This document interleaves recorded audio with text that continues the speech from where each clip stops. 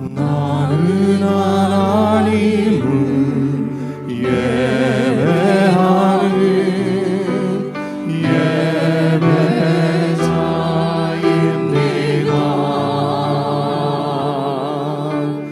내가 서 있는 곳 어디서나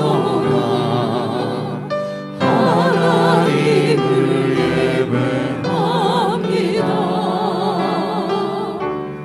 내 영혼 거룩한 은혜를 향하여 내 마음 완전한 하나님 향하여 이곳에서 바로 이 시간 하나님을 예배합니다.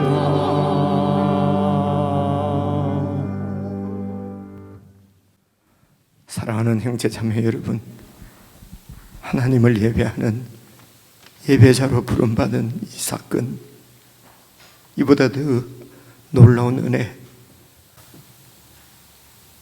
감격, 이 우리에게 어디에 있겠습니까? 우리는 하나님을 예배하는 예배자입니다. 하나님 앞에 참으로 온전한 예배를 드리는 것은 그분의 임재 앞에 거할 때입니다. 살아계신 그분의 임재를 분명히 깨닫고 그분의 임재 안에 거하는 것이 바로 예배의 본질인 것입니다. 오늘도 우리는 예배자로 이렇게 함께 모였습니다. 하나님의 임재를 간절히 구하며 나아가십시다. 정말 하나님께서 우리와 함께 하셔서 우리의 영광을, 우리를 통하여 영광을 받아주십시오. 기도하는 마음으로 우리 함께 예배로 나아가시겠습니다.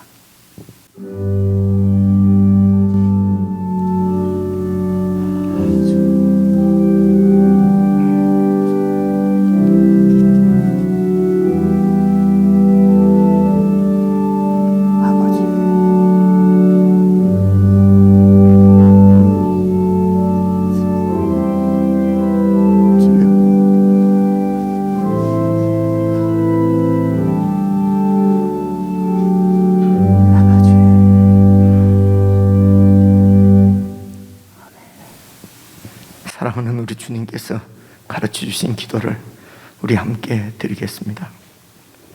하늘에 계신 우리 아버지여, 이름이 거룩히 여김을 받으시오며 나라의 임하옵시며 뜻이 하늘에서 이룬 것 같이 땅에서도 이루어지이다. 오늘날 우리에게 일용할 양식을 주옵시고 우리가 우리에게 죄 지은 자를 사하여 준 것 같이 우리 죄를 사하여 주옵시고 우리를 시험에 들게 하지 마옵시고 다만 악에서 구하옵소서. 대개 나라와 권세와 영광이 아버지께 영원히 있사옵나이다. 아멘.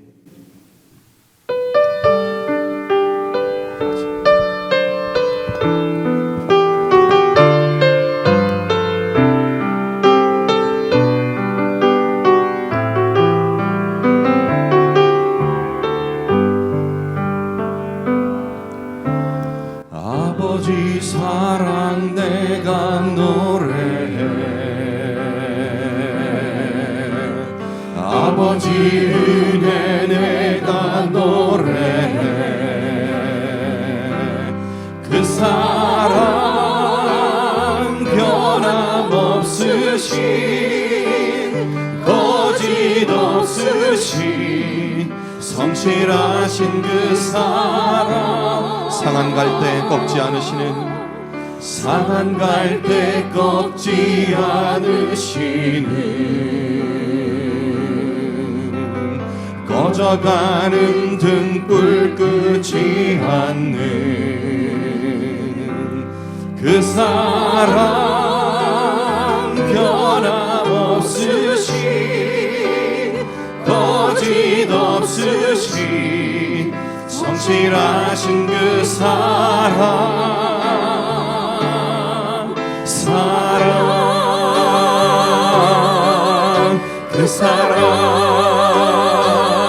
날 위해 죽으신 날 위해 다시 사신 예수 그리스도 다시 오실 그 사랑 죽음도 생명도 천사도 하늘의 어떤 권세도 끊을 수 없는 영원한 그 사랑 예수 그 사랑 날 위해 그 사랑 날 위해 죽으신 날 위해 다시 사신 예수 그리스도 다시 오실 그 사랑 죽음도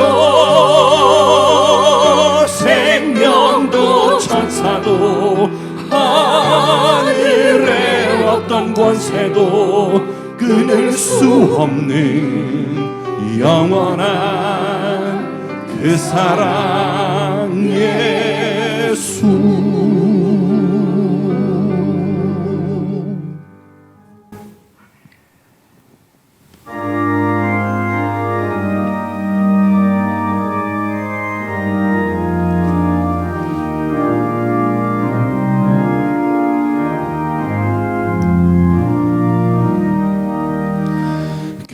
겸손히 주를 섬길 때 괴로운 일이 많으나 구주여 내게 힘 주사 잘 감당하게 하소서.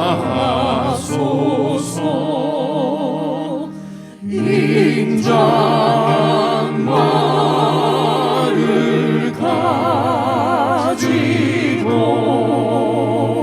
사랑을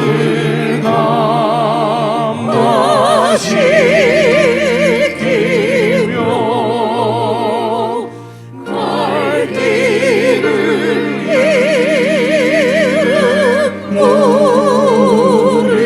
우리를 잘 인도하게 하소서.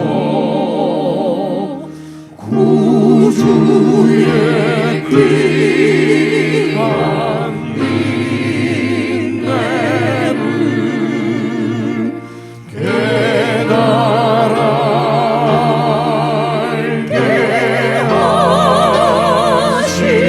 하시고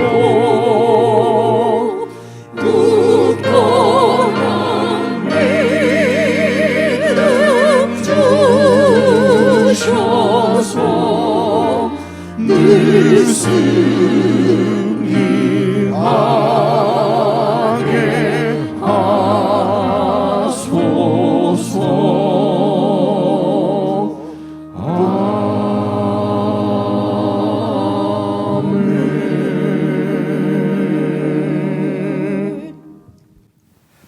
우리 이 시간 합심해서 함께 기도를 드리십시다. 우리는 지금 아버지의 사랑을 노래했습니다. 하나님 아버지께서 우리를 사랑하신 그 사랑은 자신의 전부를 내어주신 사랑입니다. 그 사랑을 입은 우리들이 하나님의 사랑을 배워서 그 사랑을 이 땅 위에서 조금이라도 흉내라도 내면서 그렇게 세상 가운데 또 하나님의 사랑을 증거하고 전하기를 원하시는 아버지의 마음을 우리가 이 시간 알고 그 마음을 품고 기도했으면 좋겠습니다. 하나님께서 교회를 저희들에게 주셨습니다. 우리의 몸으로 주시고 우리를 그 지체로 부르셨습니다. 교회를 섬기면서 여러 가지 어렵고 힘든 일이 있을 때마다 그때가 우리의 우리를 사랑하신 하나님의 사랑 가운데로 돌아가야 될 때인 줄 알고 우리의 마음을 주님께로 돌이키고 주님 안에서 이 큰 사랑을 더 더 깊이 경험하고 또 교회를 통해서 이 사랑을 연습하고 훈련받아서 정말 세상 가운데 하나님의 사랑이 빛같이 드러나는 그런 저희들의 삶이 되도록, 참으로 복된 삶이 되도록 성령 하나님 충만하게 저희들 가운데 역사해 주시기를 기도합니다. 여러분, 이런 기도를 참으로 하나님 앞에 간절히 드리며 우리를 온전케 하시려고 하는 주님의 뜻대로 그 뜻이 우리에게 이루어질 수 있도록 참으로 하나님의 사랑을 우리도 가슴에 품고 잘 섬김을 행할 수 있는 저희들 되게 해주십시오. 우리 합심해서 함께 기도하시겠습니다.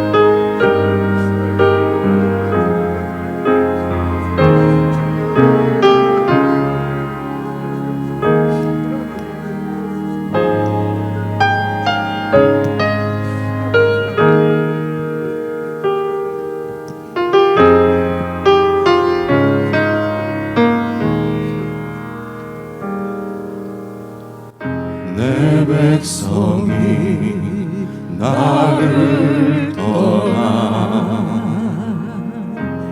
돌아섰지만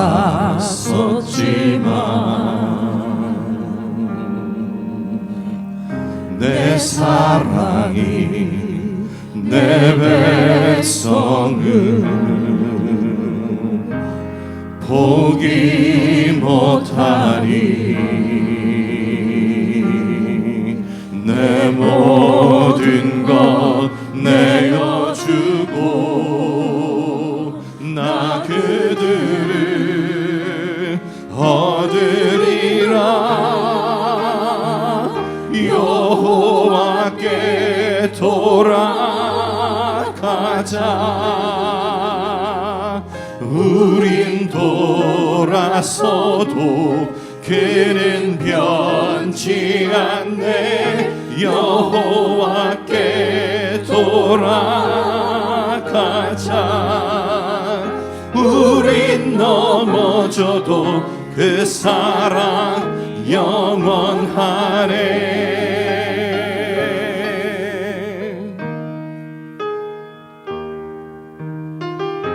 다시 한번 고백합니다. 내 백성이 나를 떠나 내 백성이 나를 떠나 돌아섰지만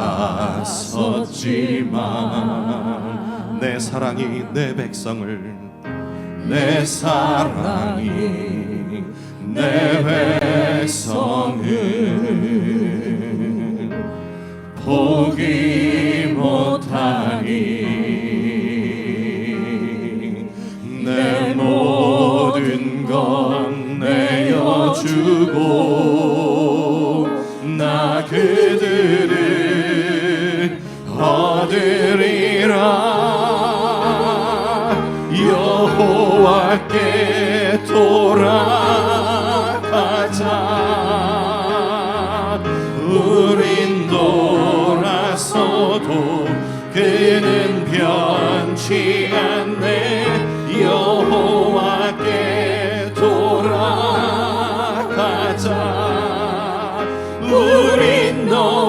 넘어져도 그 사랑 영원하네. 사랑은 오래 참고, 사랑은 오래 참고, 자신을 내어주네. 서로 사랑할 때 세상은 주보네. 사랑은 절대 지지 않네. 아멘. 사랑은 오래 참고, 사랑은 오래 참고, 자신을 내어주네. 서로 사랑할 때 세상은 주보네. 사랑은 절대 지지 않네. 여호와께 돌아가자.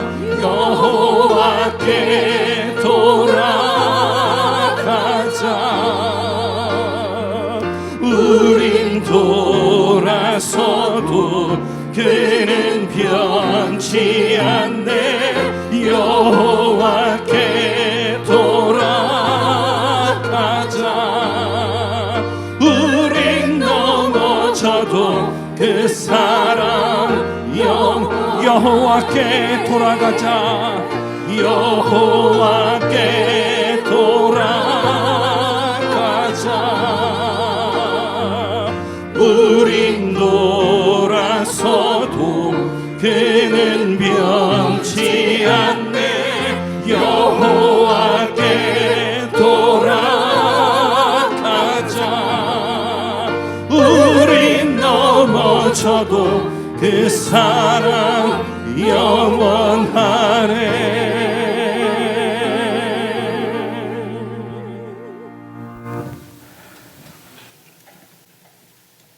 하나님 아버지, 저희들을 포기하지 않으시고 끝까지 영원토록 추적하시고 사랑해 주셔서 감사를 드립니다.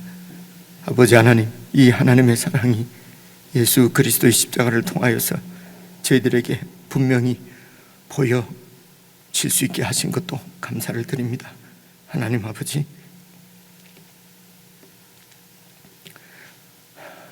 아들을 우리에게 주셔서 저희들을 구원하셔서 아들 삼으시고 하나님의 아들 예수 그리스도에게까지 우리를 훌륭한 하나님의 자녀로, 백성으로 양육하시겠다고 하는 하나님의 마음을 저희들에게 보여주심을 감사를 드립니다. 하나님 아버지, 내 힘으로, 우리 힘으로 되는 것이 아닌 줄 알아 주님을 온전히 신뢰하고 믿기를 원합니다.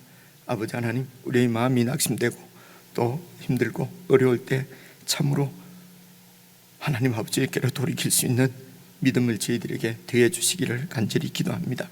하나님 아버지, 매일매일 성령 안에서 저희들에게 하나님의 은혜를 부으셔서 하나님을 떠나 방황하지 않도록, 내 마음대로 내 뜻대로 내 길로 나가지 않도록 성령 하나님 저희들을 붙들어 주시기를 간절히 기도합니다. 교회로 함께 모여서 하나님의 사랑을 노래하고 찬양하며 하나님 앞에 예배를 드릴 때에 성령 하나님 저희들에게 충만히 역사해 주셔서 우리가 하나님의 영원한 자녀인 것을 다시 한번 굳게 붙잡고 그 사랑과 그 은혜 가운데 온전히 거하고자 하는 갈급한 심령으로 저희들을 채워주시기를 간절히 기도합니다. 아버지 하나님, 교만하여서 하나님 앞에서 나를 주장하고 내 뜻대로 살지 않게 하시고 정말 주님께서 낮추어 주시는 대로 낮은 자리에서 주님이 우리를 섬기듯이 우리들도 우리에게 허락하신 사랑하는 주의 백성들을 잘 섬길 수 있도록 은혜로 채워주시기를 간절히 기도합니다. 그리하여 우리가 서로 사랑할 때에 우리가 세상 가운데서 주님의 제자로 드러날 것이라고 말씀하신 주님의 말씀을 우리가 늘 기억하고 주님께서 주신 사랑으로 참으로 지체들을 돌아보며 그렇게 함께 사랑의 공동체를, 주님의 몸을 이루어가며 우리의 구원이 이루어지는 은혜를 누릴 수 있도록 저희들 가운데 성령 하나님 역사해 주시기를 간절히 기도합니다. 오늘도 주님을 의지하고 주님을 바라보며 주님의 은혜를 사모하며 드리는 모든 성도들의 찬양과 기도와 예물을 주님께서 받아주시고 더 큰 은혜를 내리셔서 우리가 처한 곳에서, 사랑하는 곳에서 하나님의 자녀들로 살아가기에 부족함이 없도록 모든 필요들을 풍성히 채워주시옵소서. 주님께서 오늘 주시는 말씀도 저희들이 잘 듣고 깨닫게 하시고 깨달은 대로 말씀에 온전히 헌신할 수 있도록, 말씀에 붙잡힌 복된 인생이 되도록 하나님 복을 내려 주시옵소서. 우리 주 예수 그리스도의 이름으로 기도드리옵나이다. 아멘.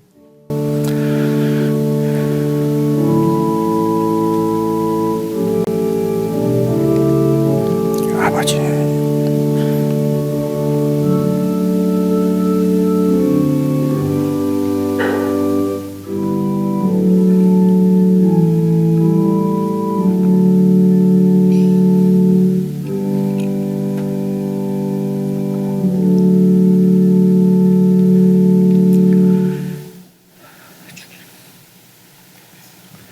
우리 하나님의 말씀은 구약성경 사무엘하서 13장입니다.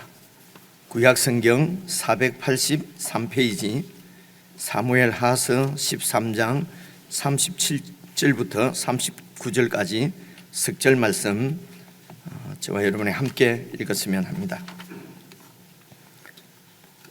구약성경 483페이지 사무엘하서 제13장 37절입니다. 39절까지 우리 다 찾으셨으면 함께 읽겠습니다. 37절부터 같이 읽습니다. 시작. 압살롬은 도망하여 그술 왕 암미훌의 아들 달메에게로 갔고 다윗은 날마다 그의 아들로 말미암아 슬퍼하니라. 압살롬이 도망하여 그술로 가서 거기에 산지 3년이라. 다윗 왕의 마음이 압살롬을 향하여 간절하니 암논은 이미 죽었으므로 왕이 위로를 받았음이더라. 아멘. 우리 지체들과 인사 나누십시다. 평안하셨습니까? 사랑합니다. 사랑합니다. 신앙생활이 어떤 것인지, 그리고 또 우리가 교회에서 사랑방 모임이 어떤 것인지, 그것을 제가 지난 주일에 좀 자세히 좀 말씀을 드렸습니다. 그래서 혹 다시 한번 들으시면서 우리 신앙생활을 어떻게 할 것인가, 또 사랑방 모임에 여러분 관심을 가져주시고 또 수고하는 순자님들을 위해서 기도해 주시기를 부탁을 드립니다. 다른 소식들은 여러분 게시판 참고하셔서 그렇게 마음을 같이 해주시기를 바라고, 오늘 방금 읽은 이제 말씀은 저희들이 사실은 뭐 잘 아는 말씀이지요. 그래서 다윗의, 이 압살롬이 다윗의 아들인데 이 압살롬이 어떤 사람인지 이제 이런 것을 이제 교회를 조금 다니면은 내용은 대충 알지 않습니까? 근데 혹시 또 이런 처음 이래 교회를 오신 분이나 성경을 익숙지 않은 분들은 또 이게 좀 어렵게 들릴 수가 있습니다. 그런데 여러분 그 성경을 같이 확인을 하면서 자세히 주의 깊게 들으시면은 내용을 파악할 수가 있을 것입니다. 그리고 이제 이런 말씀을 통해서 하나님께서 우리에게 계시하시고자 하는, 알려주시고자 하는 하나님의 그 메시지가 뭐 어떤 것일까? 그냥 이야기 스토리만 알고 끝나는 것이 아니라 이제 그 스토리를 통해서, 이야기를 통해서, 그 역사를 통해서 하나님께서 그 하나님의 백성에게 이렇게 주시려고 하는 말씀. 그래서 이 사무엘하서도 선지서라고 이렇게 히브리 성경에서는 그렇게 분류한다고 말씀을 드렸습니다. 이제 그런 생각을 가지고 여러분 다시 37절을 보시겠습니다. 여기 보면은요, 압살롬은 도망하여 이렇게 그러니까 압살롬은 여러분 다윗의 아들인데, 여러분 이 다윗의 아들들이 역대기 상에 가면은 이렇게 좀 쭉 자세하게 나와요. 그래서 압살롬이 어떤 아들인가, 이렇게 몇 째인가 한번 확인을 해 보겠습니다. 역대상 3장인데 제가 찾아왔습니다. 보십시오. 다윗이 헤브론에서 낳은 아들은 이러하니, 헤브론에서 낳았다는 말은 이제 통일 왕국의 왕이 되기 전에 그 유다 족속들만의 왕으로서 7년 반을 이렇게 있었다는 말씀 기억나시죠? 그죠? 그때 헤브론에서 낳은 아들인 이러하니 맏아들이 암논입니다. 그래 이 암논이 요즘 우리 한국 말로 하면은 왕세자지요, 그죠? 맏아들이니까 이제 왕세자고, 그다음에 이제 두 번째 아들은 이 암논은 이스라엘 여인 아히노암의 소생이고, 둘째는 다니엘이라 갈멜 여인 아비가일의 소생이요. 근데 이 둘째 아들 다니엘은 여기에만 딱 나오고 그 다음에 뒤에 어떤 사건에는 다시 나오지를 않아요. 그래서 학자들은 이 둘째 아들은 아마 어릴 때 죽은 것이 아닐까, 대충 이렇게 이제 짐작을 합니다. 다른 데 나오지는 않으니까요. 예, 그리고 이제 2절 보시면요, 셋째는 압살롬이라. 이 압살롬은 그술 왕 달메의 딸 마아가의 아들이요. 이렇거든요. 이 그술은 여러분 이 가나안 땅에서 제일 북쪽에 여러분 갈릴리 호수가 있지 않습니까? 그 갈릴리 지역 그 오른편 동편으로, 오른편은 이쪽이군요. 동편으로 여러분 보시게 되면 거기가 이제 광야 같은 그 평야지대입니다. 평야지대인데 이제 거기에 있는 그 술은 작은 어떤 독립국이었어요. 그러니까 이제 이스라엘하고 다윗 왕국하고 바로 경계를 국경을 맞대고 있는 그 지역의 작은 독립국가인데, 그래서 그술의 왕 달메의 딸과 이제 이 다윗이 결혼을 했고, 거기서 낳은 아들이 압살롬인데 셋째라는 것입니다. 아마 이제 국경 지역에 있는 이런 여러 나라들과 이런 혼인 관계를 맺으면은 이게 이제 동맹이 되고 이제 우호 관계를 맺는 그런 우호 관계를 맺은 그런 독립국이었다. 거기에 그러니까 왕손이네요, 그죠? 압살롬이 왕손이면서 또 이쪽 왕손도 되고 이쪽 왕손도 되고 이제 그런 것 같습니다. 그리고 넷째는 아도니아라, 학기스의 아들이요. 이 아도니아도 뒤에 이제 사무엘하를 계속 읽어보면 또 나옵니다. 나오기 때문에, 그래서 오늘 여기에 암논, 압살롬, 그리고 아도니아는 이제 우리가 조금 기억을 해 둬야 뒤에 쭉 말씀을 읽어가면 연결이 되는 그런 아들들이고요. 그 다음 3절부터 이 외에도 15명 아들이 더 나와요. 됐습니다. 15명이 더 나오고요. 그리고 그 외에 여러 아들들이 있었더라. 이제 이렇게. 그래서 부인도 막 대여섯 명 되고, 이제 이 아들들도 한 30명, 뭐 30명, 하여튼 20명은 넘는 것 같아요.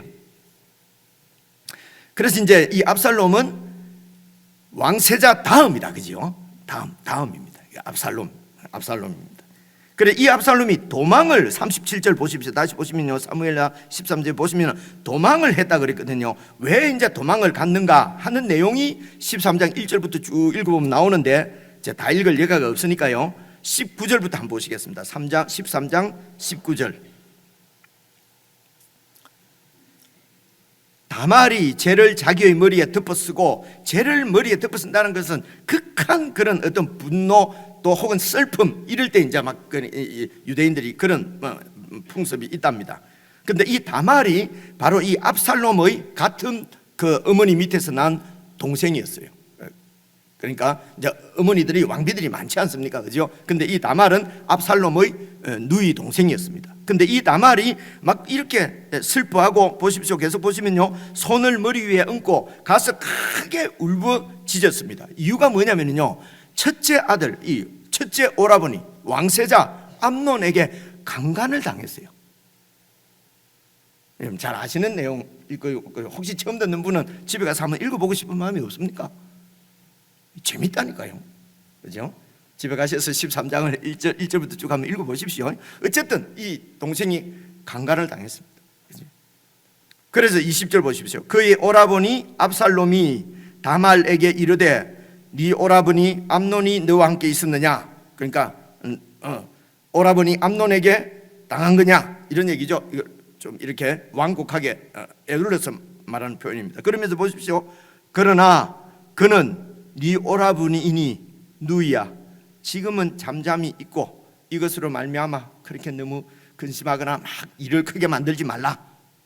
이에 다말이 그의 오라버니 압살롬의 집에 있어 처량하게 지내니라. 이런 상황이 보입니까? 그죠? 그 오빠의 마음이, 압살롬의 마음이 어떻겠습니까? 그런데 그런 정말 지금 당장이라도 달려가서 죽이고 싶죠. 그죠? 이게 인지상정이잖아요, 보통. 근데 이 다말은 압살롬은 동생에게 그냥 잠잠히 있어라, 그죠? 그리고 21절 보니까요, 다윗 왕도 이 이야기를 들었어요. 듣고 심히 노했지만은 어떻게 할 수 없었어요. 그 큰아들에게 벌을 내리지 않습니다. 그냥 분노만 했습니다. 그리고 22절 보시면요, 압살롬은 암논이 그의 누이 다말을 강간해서 욕되게 했으므로, 그래서 그를 미워해서 암논에 대해서 잘잘못을 막 말해야 되는데 압살롬은 말하지 않았습니다. 그죠? 대단한 절제력을 갖고 있는 사람이죠. 압살롬은 인간적으로 세상에서 말하면 아주 유능한 사람, 아주 정말 독하다고 할 수도 있고요. 정말 지도자감이죠. 지도자감입니다. 그리고 여러분 23절 보십시오. 23절, 만 2년 후에 그렇게 2년이 흘렀습니다. 그러니까 뭐 이제 큰 난리가 날 줄 알았는데 그냥 아무런 일도 없이 그냥 넘어갔습니다. 왕세자가 그 이복 동생을 강간한 사건이 있었음에도 불구하고 그냥 넘어갔습니다. 2년입니다. 2년이 지난 후에 에브라임 곁 바알 핫솔에서 압살롬이 양털을 깎는 일이 있었음에, 여러분 양털을 깎는 데는 이제 농경 사회를 치면, 이거는 유목 사회이기 때문에 이제 양털을 깎는 것이고요. 농경 사회를 치면은 추수 끝나고 추수 잔치 벌리는 거나 마찬가지입니다. 그래서 털 깎는 날에 압살롬이 왕의 모든 아들들을 청해서 잔치를 베풉니다. 그래서 이렇게 마음이 후덕한 사람이 이제 이렇게 이웃을 불러서 초대해서 잔치를 베풀거나, 아니면은 가정에 이런 화목을 위해서 온 가족 식구들을 이렇게 불러서 이렇게 잔치를 베푸는 것은 그건 참 좋은 일이지요. 그죠? 이것도 어떤 이런 섬기는 마음이 없으면 이룰 수 없는 일입니다. 그래서 압살롬이 모든 왕자들을 다 초청을 해서 그렇게 잔치를 베풉니다. 그러면서 24절 보시면요, 압살롬이 왕께 나아가서 다윗 왕 보고도 좀 오셔달라고 그렇게 청합니다. 물론 다윗 왕이, 여러분 아버지가 그 아들들이 막 모여서 노는데 아버지가 안 가지요, 그죠? 가면 괜히 불편하지 않습니까? 아들들끼리 막 이렇게 화목을 다지고 우애를 더 이렇게 다지는 그런 모임에 그 아버지가 안 가지요. 그래서 다윗이 거절합니다. 아들아, 내까지 갈 필요가 없다. 너희들끼리 그렇게 잘 화목하게 지내라. 그러니까 이제 압살롬이 이제 26절 보십시오. 압살롬이 이르되 그렇게 하지 아니하시려거든 청하건대 내 형 암논이 우리와 함께 가게 해 주십시오. 그죠? 왕께서 못 오시면은 왕세자께서라도 대신 오셔서 이렇게, 그러면 자리가 빛나겠습니다. 이제 그림이 그리시죠, 그죠? 그래서 이제 근데 다윗의 마음은 조금, 여러분 아버지 마음은 조금 여러분 찝찝할 수 있지 않습니까, 그죠? 아무리 2년이 지났지만은 자기 동생을 이렇게 급탈하고 강간한 그 형을 용서했을까, 그죠? 그렇지만은 뭐 2년 동안 얼마나 이 압살롬이 그것을 숨기고 잘 했던지 그냥 이렇게 그렇게 허락을 했습니다. 그래서 암논이 이제 그곳에 참석을 하게 됩니다. 근데 암논도 아마 그런 생각을 했을 것입니다. 이제 다음 왕은 난데 지가 어떻게 할 거야? 내가 이제 다음 왕인데, 지금도 내가 왕세자인데 누가 나에게 감히 덤벼, 그죠? 그러면서 자기 동생 압살롬도 이런 현실을 알고 자기의 그 권력 앞에, 여러분 요즘 아이들 하는 말로 하면 깨갱하고 이렇게 한 것 아닐까? 암논이 이제 그렇게 생각을 한 거죠. 그래서 암논도 참석을 했습니다. 28절 보십시오. 압살롬이 이미 그의 종들에게 명령하여 벌써 이 잔치를 이렇게 베풀기 전에 그 종들에게 명령하여 이르기를 너희는 이제 암논의 마음이 술로 즐거워할 때를 자세히 보다가 술이 취해서 기분 좋을 그때에 내가 너희에게 신호를 보내면은 암논을 치라 하거든 그를 죽이라. 근데 어떻게 왕세자를 죽일 수 있습니까? 그죠? 그래서 얘기합니다. 두려워하지 말라. 내가 지금 너에게 명령한 것 아니냐? 그죠? 저가 죽으면은 내가 다음 왕이 계승 서열 첫 번째다. 그죠? 내가 너희들에게 명령한 것 아니냐? 너희는 담대히 용기를 내라. 그죠? 이 그사를 성공하면은 너희들은 이제 앞길이 쫙 열린다. 뭐 이런 말 아니겠습니까? 그죠? 어째 성경에 참 별 얘기가 다 있는 것 같지 않습니까? 여러 번 얘기하지만 성경이 아주 재밌다니까요. 근데 왜 성경이 재미없고 어렵다 하는지 잘 모르겠어요. 지금까지 좀 어려운 부분이 있습니까? 없지 않습니까? 그죠? 그렇게 해서 이제 암논의 마음이 술로 막 즐거울 때를 봐서 압살롬이 명령을 내려서 29절 보십시오. 압살롬의 종들이 압살롬의 명령대로 암논에게 행하매 그래서 암논을 죽였습니다. 그리고 왕의 다른 아들들은 막 놀래서 다 도망을 갔습니다. 그리고 이제 압살롬은 도망을 가는, 압살롬도 이렇게 왕세자를 죽였으니까요. 이건 반역이죠, 그죠? 그래서 이제 도망을 갑니다. 37절 오늘 말씀이죠. 그래서 압살롬은 도망하여 어디로 도망합니까? 거술 왕 자기 외할아버지죠. 암미훌의 아들 달메는 외삼촌이죠. 그죠? 그래서 외삼촌에게 피신을 했습니다. 그리고 보십시오. 다윗은 날마다 그의 아들로 말미암아 슬퍼하니라. 그래서 이제 이 아들이 암논인지 압살롬인지 이제 이게 잘 모르겠어요. 그래서 이제 다른 어떤 번역본 보면은 다 지금까지는 암논이라고, 암논이 죽은 것 때문에 왕세자가 죽었지 않습니까? 그것 때문에 슬퍼하고 압살롬은 도망갔고, 그런데 이제 요즘 또 학자들은 이 아들은 암논이라기보다는 암논은 이미 죽었고 압살롬에 대해서 이렇게 압살롬이 이런 큰 죄를 짓고 도망간 것 때문에 슬퍼했다. 뭐 이렇게도 이제 이렇게 뭐 그러니까 논문을 내는 학자들이 있어요. 이런 거 그럼 누굴까요? 이 다윗이 이렇게 슬퍼한 아들 암논입니까? 압살롬입니까? 제 생각은요 둘 다죠. 뭐 그거 가지고 막 이렇게 토론하고 싸울 거 없습니다. 여러분 큰아들 죽은 큰아들에 대해서도 마음이 아프고 슬퍼하고 그 아들을 죽이고 도망간 둘째 아들 때문에는 마음이 좋겠습니까? 얼마나 마음이 아프겠습니까? 큰아들은 강간을 했고요. 그냥 건드려서는 안 되지요. 동생을 그렇게 그 욕심을 욕정 때문에 그 해서는 안 될 짓을 했고요. 압살롬은 아무리 그렇다고 해도 형을 죽이면 되겠습니까? 살인을 했죠. 죽여서는 안 되는 사람을 죽였죠. 그죠? 이런 아들들을 보면서 가슴이 얼마나 아팠겠습니까? 더 가슴이 아픈 것은 자기가 지었던 죄를 그대로 행하고 있는 아들들을 보고 마음이 어쩌겠습니까? 그죠?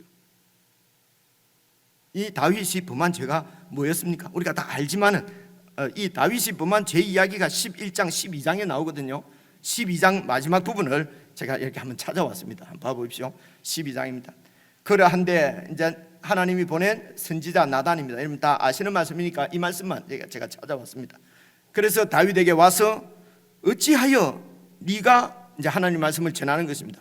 네가 어찌하여 여호와의 말씀을 업신여기고 나보기에 악을 행하였느냐?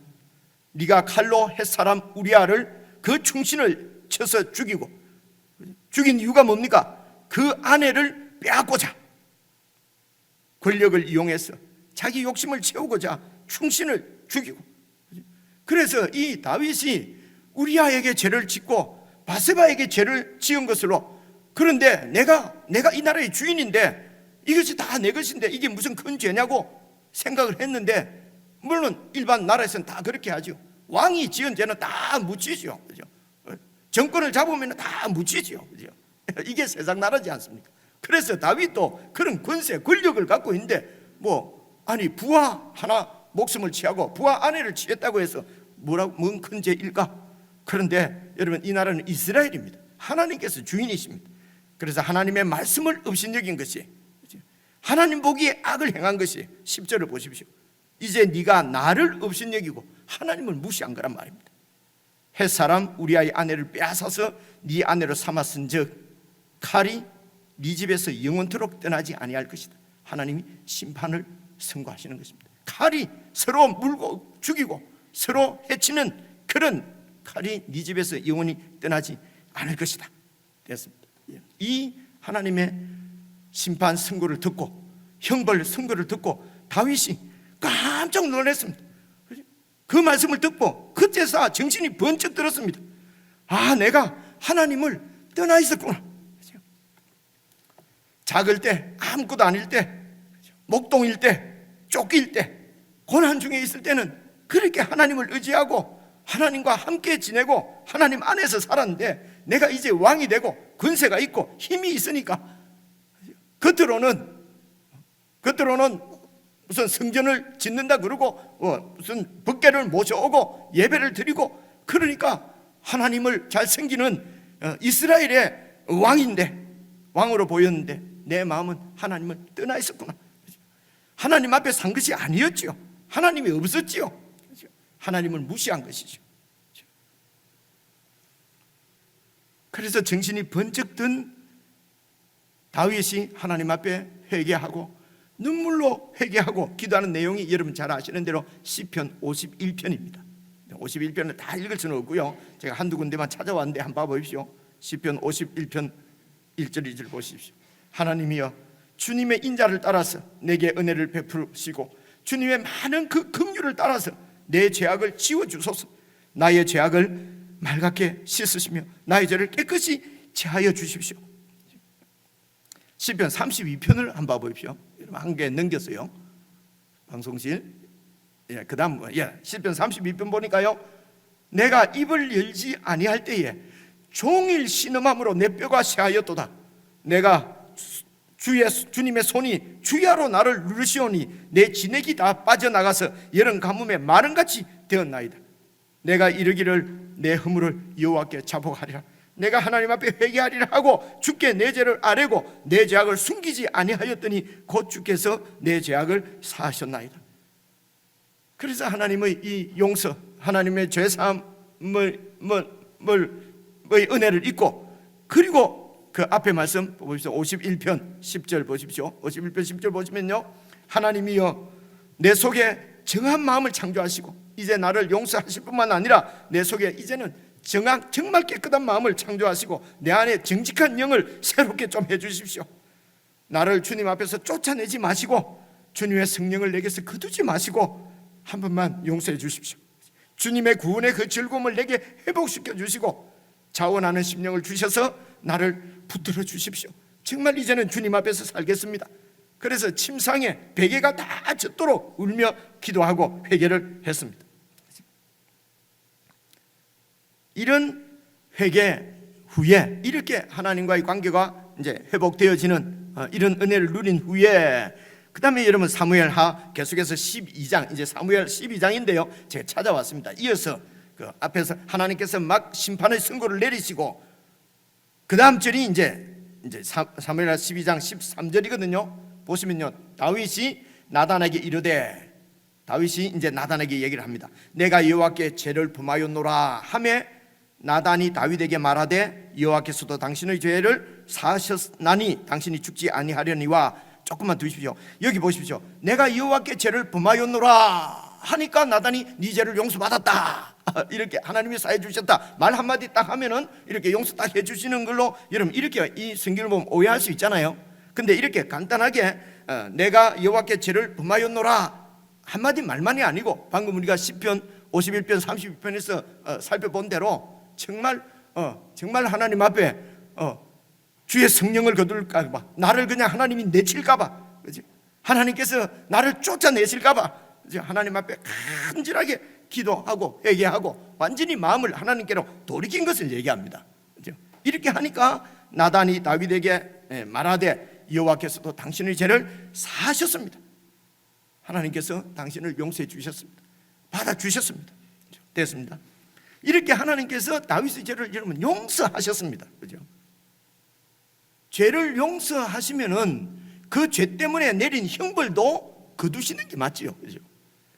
하나님께서 다윗의 죄는 용서하셨는데 그 죄의 대가는 꼭 치르게 하신다 라는 말은 여러분 맞지 않습니다. 다들 그렇게 얘기를 하는데요, 여기에서 여러분 이게 지금 뭐가 맞냐 틀리냐를 따지려고 하는 것이 아니고요, 이 부분을 우리가 잘 이해를 하지 않으면은 이제 우리가 신앙생활을 어떻게 할 것인가 하는데 연결이 되지를 않아요. 성경 전체의 내용하고도 여러분 다릅니다. 하나님께서 우리를 죄를 사해 주셨다는 것은 모든 형벌에서 우리를 구원해 주시는 것입니다.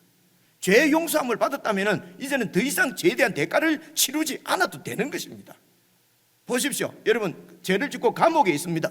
근데 판사가 무죄지만은 무죄 선고를 했지만은 감옥에 계속 있어. 여러분 이러면은 죄를 무죄 선고한 게 아니지 않습니까?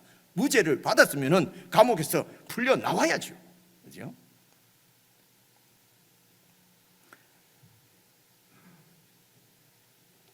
죄를 지었으면 벌을 받아야 된다. 죄를 지었으면 대가를 치러야 된다 하는 것을 인과응보라고 얘기를 합니다. 인과응보도 물론 하나님께서 세우신 질서입니다. 인과응보입니다. 그런데 하나님의 통치는, 하나님의 나라는 이 인과응보를 뛰어넘는, 인과응보도 안 되는 것이 아니고 인과응보를 뛰어넘는 은혜입니다. 사랑입니다. 하나님은 이 세상은 인과응보도 안 되죠. 인과응보도 안 되니까 인과응보만 되어도 하나님의 정의가 삽니다. 그런데 하나님의 통치는 이 인과응보를 뛰어넘는 이것을 은혜라고 합니다. 인과응보를 뛰어넘은 은혜의 통치, 은혜로 통치하신 나라가 하나님의 나라입니다. 이 인과응보를 뛰어넘는 사랑으로 통치하시는 나라가 바로 천국 하나님의 나라입니다. 그래서 하나님의 나라는 인과응보를 여러분 초월한다, 뛰어넘는다는 것을 기억을 하십시오. 이 인과응보를 뛰어넘는 사랑, 은혜를 원어로는 성경에서는 헤세드라고 얘기를 합니다. 히브리 말로 헤세드라고 해요.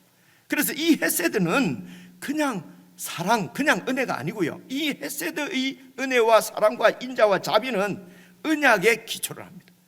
하나님께서 맺은, 하나님이 우리에게 주신 그 언약 위에서 세워지는 사랑, 은혜를 헤세드라고 얘기를 해요. 이게 이제 무슨 얘기냐 그러면요, 여러분 언약 위에 세워진다는 말은 이 말입니다. 언약이라고 하는 말은 하나님께서 사람을 찾아오셔서 약속을 하는 것입니다. 그 약속의 내용을, 그 약속을 언약이라고 그래요. 하나님께서 아브라함을 찾아오셨습니다. 그리고 아브라함에게 네 후손들을 내 백성 삼겠다, 내가 네 후손의 하나님이 되어주겠다 라고 약속을 하신 것입니다. 그래서 이 약속은 하나님의 뜻이었어요. 약속은 하나님의 뜻입니다. 하나님의 뜻을 사람에게 계시하시는 것입니다. 알려주시는 것입니다. 사람에게 알려주시고, 그리고 하나님이 약속하신 그 내용을 하나님께서 이루어내시는 것입니다. 성취하시는 것입니다. 그래서 하나님의 신실하신 사랑, 이렇게 오늘도 우리 찬송 부를 때 그 사랑, 신실하신 사랑, 그런, 그죠? 여러분, 하나님의 사랑은 하나님의 신실하고 통합니다. 같은 거예요. 하나님이 하신 약속을 꼭 지키시는 하나님의 그 신실하심이 우리 사람들에게는 하나님의 사랑으로 나타난다니까요. 이 약속을 신실하게 지키시는 사랑 때문에 아들을 우리에게 보내시는 것입니다. 다윗을 용서하시는 것입니다. 그래서 이 은혜를 깨달은 다윗이, 보십시오, 시편 32편 아까 읽은데 그 1절에 보면 이런 말씀이 있어요. 봐보십시오. 허물의 사함을 받고 자신의 죄가 가리워진 자는 복이 있도다.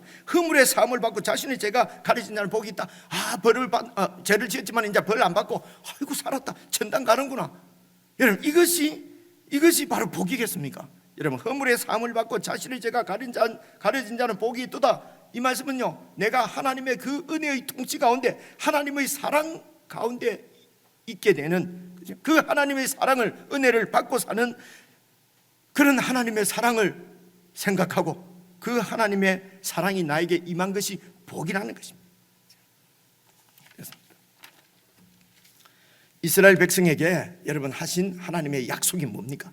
여러분, 늘 제가 여러 번 말씀을 드렸습니다. 바로 하나님께서 이 이스라엘 민족 백성들에게 하신 언약은 내가 너희를 제사장 나라로 세우겠다.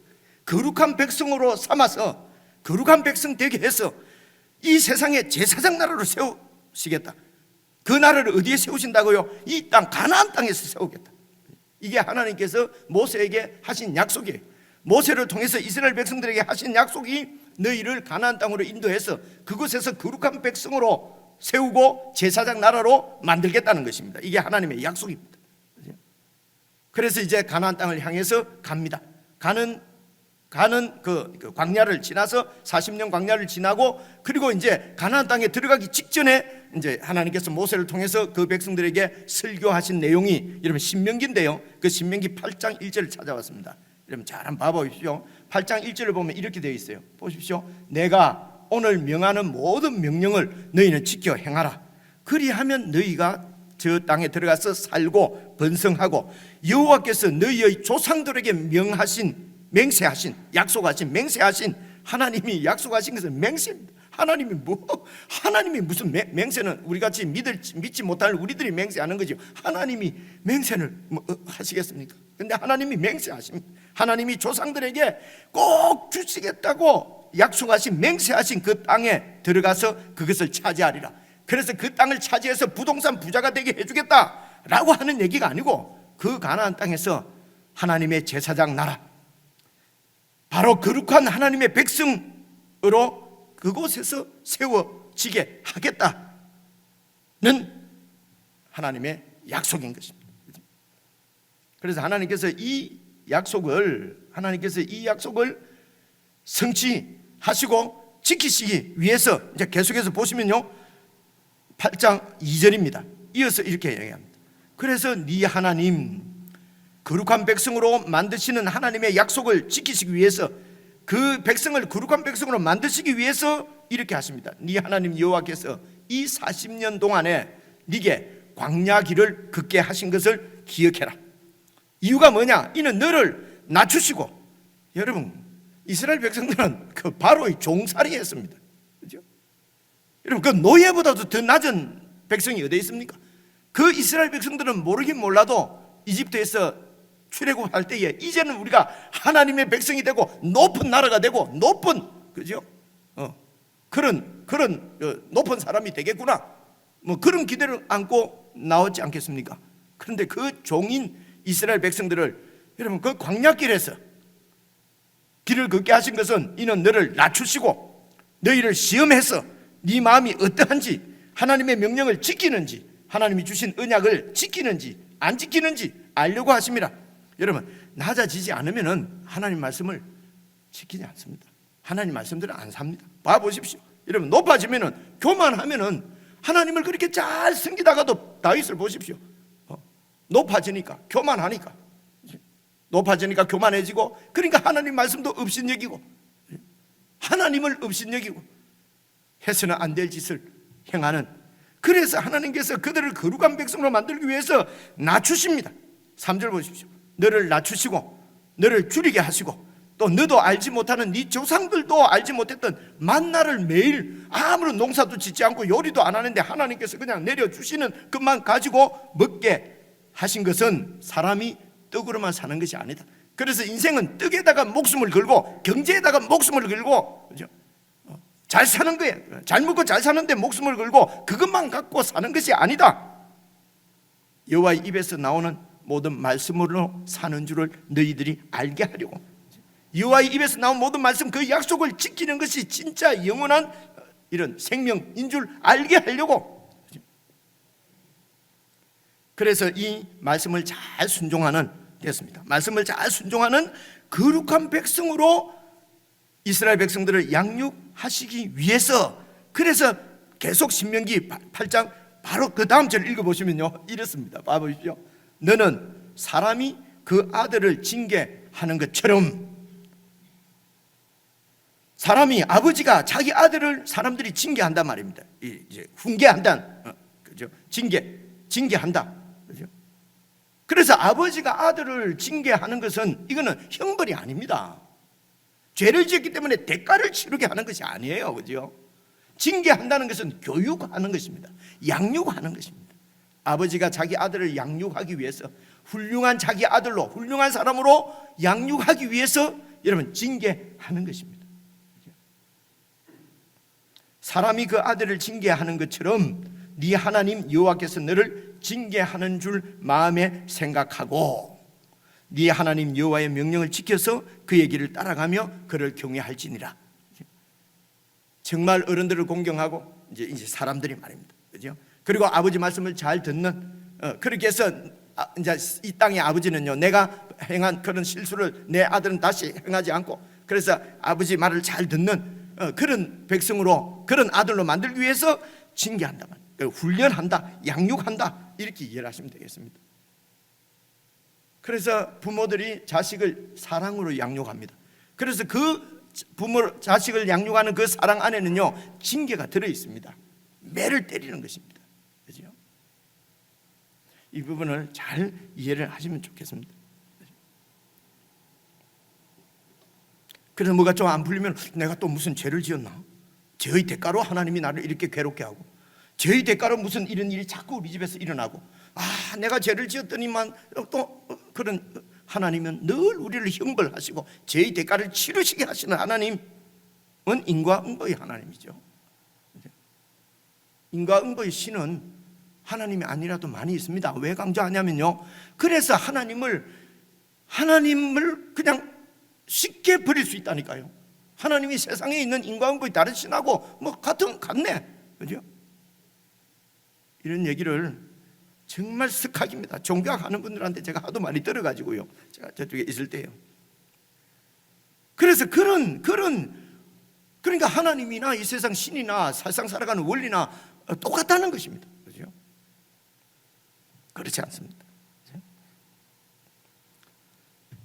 하나님의 명령을 잘 지켜서 하나님의 길, 그 길이 생명의 길입니다. 그 생명의 길을 따라가도록 하나님께서 너를 징계하는 줄로 알고, 그렇죠? 이렇게 이것이 바로 하나님이 이스라엘 백성들을 거룩한 백성으로 양육하시는 사랑입니다. 이렇게 해서 이제 이 백성들이 가나안 땅에 들어가서 이제 하나님이 왕을 세우시고 다윗을 왕으로 세워서 다윗 왕국, 하나님의 나라가 세워졌습니다. 그리고 이제 그 하나님의 나라인 다윗 왕국에게, 다윗 왕국의 왕인 다윗에게 하나님께서 영원한 왕권을 약속하셨습니다. 하나님이 다윗을 찾아가셔서 다윗에게 말씀하셨습니다. 네 왕위가 영원토록 보존될 것이다. 그래서 네 후손이 영원토록 이 나라의 왕이 될 것이다. 그래서 다윗 왕국은 영원하다. 이런 약속을 하셨단 말입니다. 그래서 이 영원한 나라, 영원한 왕권이 세워지는 핵심은 죄의 문제가 해결돼야 됩니다. 여러분, 죄의 문제가, 죄 문제가 해결되지 않고 죄 때문에 이 이스라엘이 멸망하는 것이거든요. 그렇죠? 죄가 무엇인지는 다시 또 자세히 설명하지 않겠습니다. 간단히 말하면 하나님을 떠나는 것입니다. 하나님이 없는 삶이 바로 죄입니다. 내가 바로 주인이 되고 내가 왕이 되고, 그래서 내가 중심이 되는 것이 이게 바로 죄의 그 근원이에요. 죄의 본질이에요. 이 죄의 문제가 해결되지 않으면은 영원한 왕권, 영원한 나라는 여러분 세워지지 않습니다. 간단하죠, 그죠? 그래서 하나님의 아들 예수님을 다윗의 후손으로, 예수님은 하나님의 아들이신데 다윗의 후손으로, 사람으로 이 땅에 보내시는 것입니다. 그래서 신약에 와서 마태복음 1장 21절 보십시오. 하나님께서 다윗에게 하신 약속을 지키시기 위해서 당신의 아들을 이 세상에 보내신 것입니다. 다윗의 후손으로 나게 하시고, 그리고 이 죄의 문제를 해결하시기 위하여 당신의 아들을 십자가에 내어주신 것입니다. 보십시오. 아들을 낳으리니 이름을 예수라 하라. 이게 마태복음 신약성경 제일 앞에 1장에 나오는 얘기입니다. 이는 그가 자기 백성이니까 바로 이 아들 예수님은 왕이라는 얘기지 않습니까? 왕이니까 내 백성을, 자기 백성을 그들의 죄에서 구원할 자이십니다. 그 당시 이스라엘은, 유다는 로마의 지배를 받고 있었어요.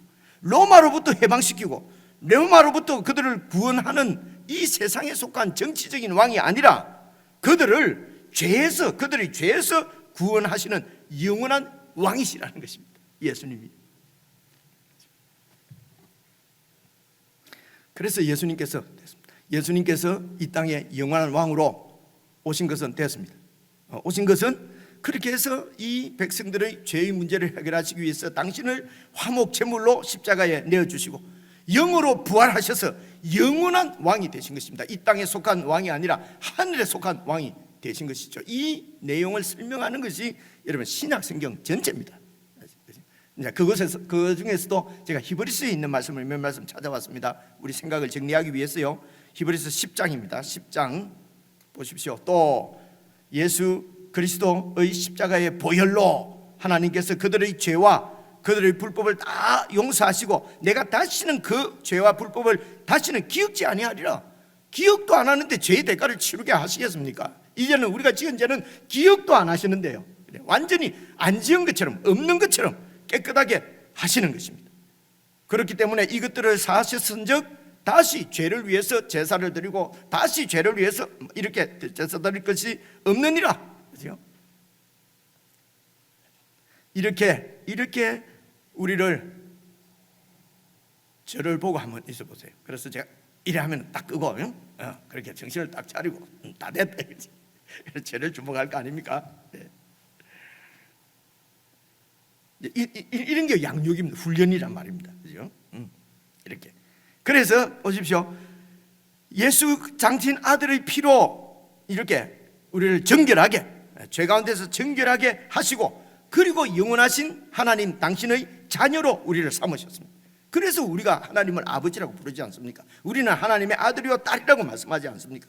그렇죠? 그래서 이렇게 예수님의 피로 정결케 되어서 하나님의 아들이 된 하나님의 딸이 된 여러분들, 그렇죠? 아들이 된 여러분들을 이제는 하나님께서 당신의 거룩한 자녀로, 훌륭한 자녀죠. 그러니까 훌륭한 아들로 딸로 양육해 가시는 것은 아버지의 책임이지 않겠습니까? 그렇죠? 그래서 하나님의 구원은 죄만 용서하고 버려두는 것이 아니라 죄를 용서하셔서 당신 아들로 삼으시고 이제는 우리를 양육해 가시는 것입니다. 어떻게 해요? 훌륭한 하나님의 아들로. 여러분도 여러분 아들 딸들이 그냥 기능이나 기술 배워서 그냥 먹고만 사는 그런, 죄송합니다, 돼지의 행복 같은 행복을 누리기를 원하는 건 아니잖아요. 좀 훌륭한 사람이 되어서, 그렇죠? 훌륭한 사람이 되어서 세상에 이바지하고 그런 아들이 되기를 여러분도 원하지 않습니까? 그렇죠? 그런데 문제는 우리에게 내 자녀들을 그런 훌륭한 자녀로 키워낼 능력이 없다는 것이죠. 그렇죠? 우리가 부족해서. 마찬가지입니다. 하나님께서는 당신의 아들들인 우리가 훌륭한 하나님의 아들 되기를 원하십니다. 그분은 우리를 그렇게 양육하실 수 있는 능력이 있는 분이고, 그분이 우리에게 약속하신 것이기 때문에 거룩한 백성으로 만들겠다고 하는 하나님의 약속을 기필코 이루시기 때문에 그분의 양육에 우리 삶을, 우리 자신을 맡기는 것을 믿음이라고 합니다. 그분의 양육의 손길에 아버지에게 우리의 삶을 맡기는 것이죠. 그분이 나를 잘 양육해 주실 것이기 때문에. 그래서 그 히브리서 말씀에 12장에 보면은 이런 말씀이 있습니다. 보십시오. 12장 5절. 이거는 신약 성경입니다.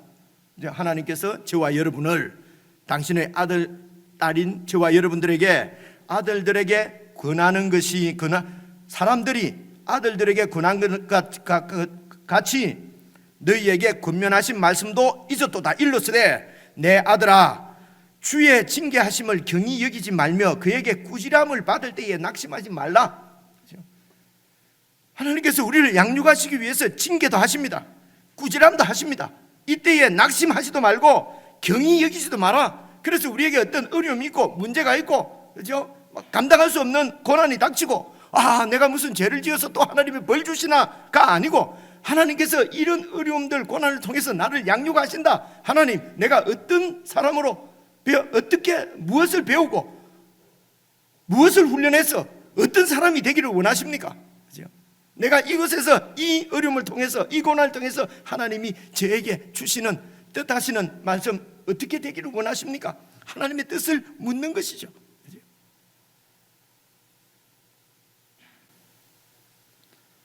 내 아들아, 주의 징계하심을, 그래서 어렵고 힘든 일이 있을 때 경히 여기면 되지 않아요. 하나님께서 나에게 또 무엇을 버리라고 하시는가? 무엇을 포기하라고 하시는가? 무엇을 하라고 명령하시는 것인가? 그죠? 무슨 말씀을 순종하라고, 내가 순종하지 못한 말씀이 어떤 말씀이 있는가? 내가 경솔히 여긴 하나님 말씀이 어떤 말씀이 있는가? 경히 여기지 말고 그에게 꾸지람 해주실 때에, 말씀을 통해서 찔림이 있고 있을 때에는 낙심하지 말고, 6절입니다. 주께서 그 사랑하는 자를 징계하시고 그가 받아들이시는 아들마다 채찍질 하시는 것입니다. 그래서 우리에게 당하는 것은 하나님의 사랑의 매입니다. 사랑의 채찍질이에요. 우리가 죄를 지었기 때문에 대가를 치르게 하는 것이 아니라 말입니다. 그런 두려운 하나님이 아니라 우리를 양육하시는 사랑의 하나님입니다. 그분의 사랑은, 그리고 우리는 뭐가 좀 잘 되면 하나님이 나를 사랑하시나, 뭐가 조금 안 되면 하나님이 나를 버리셨나. 그죠? 이제 이런 신앙을 유아적인, 아주 유치원보다 더 어린 신앙이라고 얘기를 합니다. 그런데 오늘 우리 교회 현상은요, 30년, 40년, 50년 믿은데도 이 신앙에서 벗어나지 못하는 경우가 우리에게, 저에게 많이 있습니다. 그렇죠? 그래 히브리 12장 바로 이어서 7절부터 보시면요, 너희가 참음은 징계를 받기 위함이라. 하나님이 아들과 같이 너희를 대우하시나니, 하나님이 우리를 아들로 그렇게 대우하시나니 어찌 아버지가 징계하지 않는 아들이 어디 있느냐? 잘못을 하는데도 그냥 버려두는 아버지가 어디 있느냐? 8절입니다. 징계는 다 아들이라면 다 받는 것이거늘 만약에 너희에게 징계가 없으면은 사생자요, 아들이 친아들이 아니다.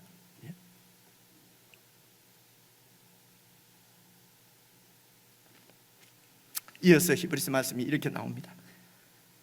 그들은, 이 세상 아버지들은 잠시 자기의 뜻대로, 이 세상 아버지는 그냥 자기 마음에 안 든다고 잠시 우리를 징계하였거니와 오직 하나님은 우리의 유익을 위하여 그의 거룩하심에 참여하게 하시려고, 거룩한 하나님의 자녀가 되게 하시려고 그래서 우리를 징계하신다는 것이죠. 이 사실을 깨달은 바울이 하나님을 사랑하는 자, 곧 그 뜻대로 부르심을 입은 자들에게는 모든 일이 합력해서 우리의 영적 유익을 이룬다, 하나님의 거룩한 백성 되게 만드는 것이다. 모든 일이, 좋은 일이나 나쁜 일이나, 성공했으나 실패했으나, 개업했으나 폐업했으나, 진급했으나 진급에서 떨어지거나, 모든 것을 다 통해서 우리가 영적으로 거룩해지게 하기 위해서, 영적 유익을 위해서. 그래서 11절입니다. 무릇 징계가 당시에는 즐거워 보이지 않고 슬퍼 보이나 후에 그로 말미암아 징계를 잘 받으면은 징계를 통해서 연단을 잘 받은 자들은 의와 평강의 열매를 맺느니라. 여기 의라고 하는 것은요, 하나님의 옳음, 의라는 말은 의롭다, 옳다는 거거든요. 하나님의 옳음입니다. 내 옳음이 아니라 모든 것이 하나님이 옳습니다. 하나님의 뜻대로 다 이루어집니다. 이것을 깨닫게 됩니다. 그 하나님의 옳음에 참여하게 되고요, 평강은 하나님과의 화평입니다. 하나님과의 관계가 평화스럽지 않으면요, 이 세상에서 그 무엇을 쥐고 있어도 여러분 마음에 참 평안을 누릴 수 없는 것은 다 우리가 경험하고 있는 사실 아닙니까? 그렇죠? 이렇게 징계를 통해서 잘 훈련을 받으면 그 징계가 당시에는 즐거워 보이지 않고 슬퍼 보이지만은 그 징계를 통해서 잘 연단을 받은 자들은 하나님의 옳음, 하나님의 시각을 갖는 것이죠. 하나님과의 평화의 열매를 맺느니라. 결론입니다. 여러분, 이 연단을 통해서 하나님의 뜻이 이루어지는 것입니다. 우리의 구원이 이루어지는 것입니다. 우리의 구원이 바로 이 징계를 통해서, 하나님의 양육을 통해서, 꼭 나쁜 일만 있는 것이 아닙니다. 양육이라는 것은 나쁜 일도 가끔 있고, 하나님께서 우리 기도를 들어주시고 은혜도 베풀어 주시고 우리와 늘 함께 하시는 그런 은혜들도 주시고, 혹 간혹 징계로 볼 때가 있지요. 어려움을 당할 때가 있어요. 그럴 때도 여러분, 하나님의 양육을 사실은 그래서 하나님이 우리를 시험하시는데요, 사실은 이런 어려운 고난으로 시험하시는 것보다도 성공이나 잘 되는 것, 형통이 우리에게 더 우리가 극복하기 어려운 시험이 될 때가 참 많아요. 그렇죠?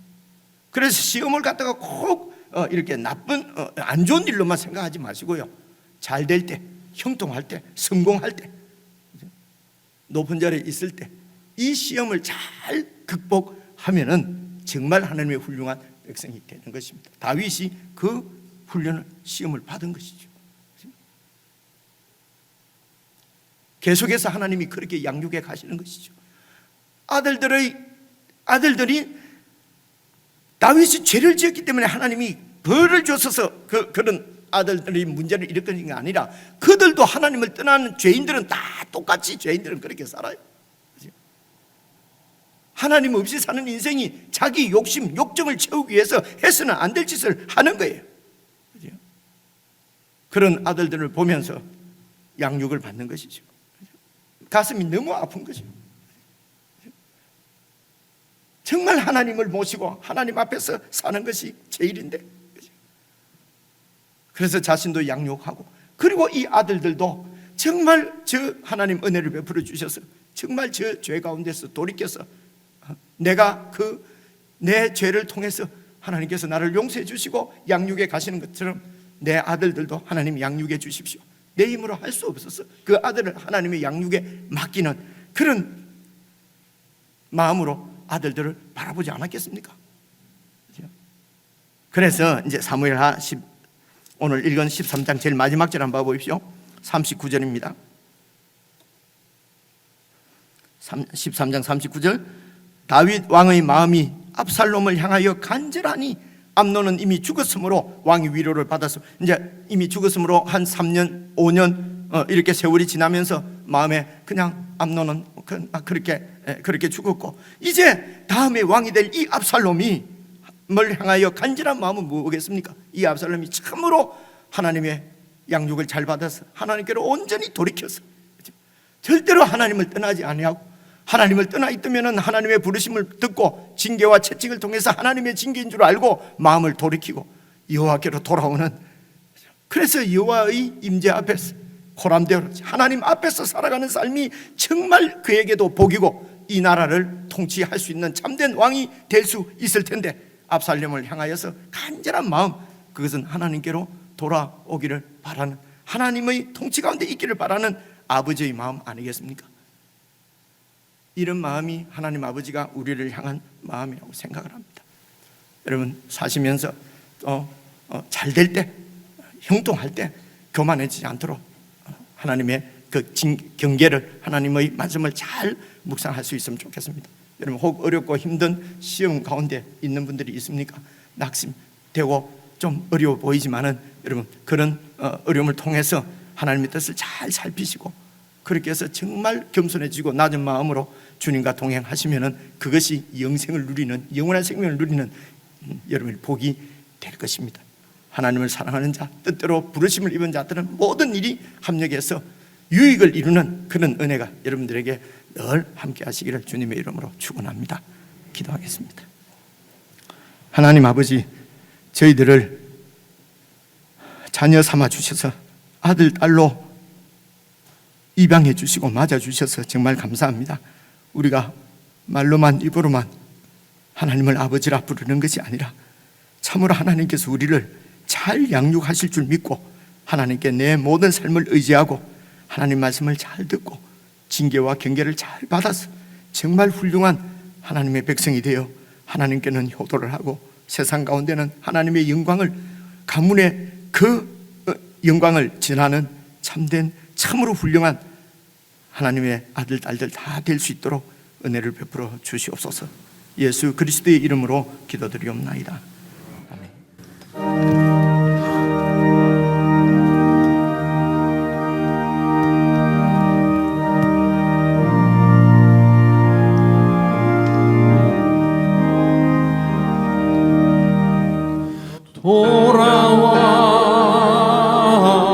돌아와 마음이 고난이여 길이 참 어둡고 매우 험하다니 지을 낙한 자여 어서 와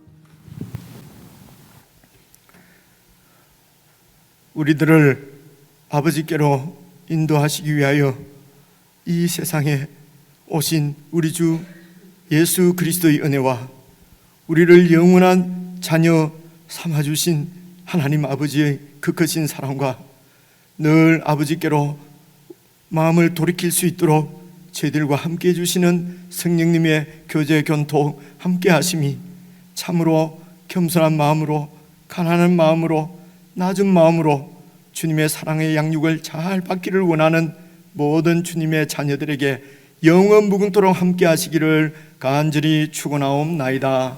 아멘.